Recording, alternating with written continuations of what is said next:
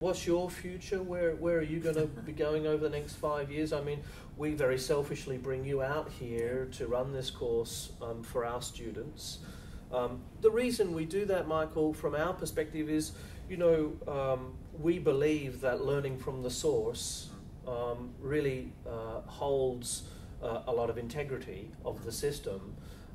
And so we want our students to keep learning from you. What's for you in the next 5 years? Well, one of my commitments at the beginning was to put into written form the curriculum, the synopsis of the whole meta coaching system. I've just finished the 12th book, and there'll be a 13th, so that we have that whole system. So if somebody wants to know what's here, it's available. There's no worry about anybody taking that and running with it, because it's about apply to self. That's just the intellectual property that meta coaches have, and now the challenge is, how do I integrate that so that it's mine? So getting that finished in the next year, that'll be finished then. We're now running the PCMC trainings, and then we'll run the MC trainings, the Master Coach, Certified Meta Coach. We're also introducing, and we'll be doing here next year, the group and team certification. Yeah. Because that is such a big thing in the field of coaching.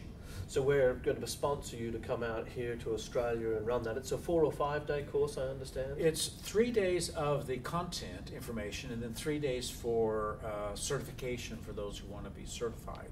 Okay. And so we'll give them a group, and we'll give them some tasks to do with that group for about 45 minutes, maybe an hour, and then we'll plant some people in that group who's going to give them trouble. Yeah.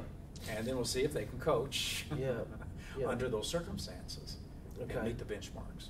And so do they need to be an ACMC to go into team and group coaching? Yeah. For the assessment part. Anybody can come to the first part. Okay, great. And but in order to get certified as a team and group coach, they're going to need to be an ACMC. Right. So we're running the ACMC in December next year, and straight after that we're following on with Michael. Maybe give him a day off. Will be the team and group coaching program, and so that's specifically for people who want to work with executive teams, or want to work with management teams, or want to work with sporting teams. Is it applicable there? It's applicable there. Yeah. Where else is it applicable, do you think?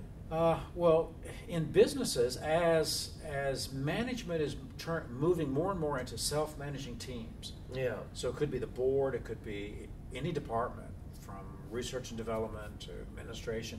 As that group of people need to learn to work together and manage their own selves, that's really, I think, the direction of the future. Yeah. A lot of companies have already gone that way. Yeah.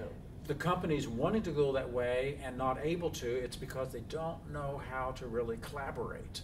And getting a good coach in there to coach them to learn those skills, and then to keep transferring it as people come in and out of those groups. Yeah, we agree. There's a guy called Frederic Laloux who has written a book called Reinventing Organizations. Talks about self-managed organizations, and he's done a whole lot of work with them.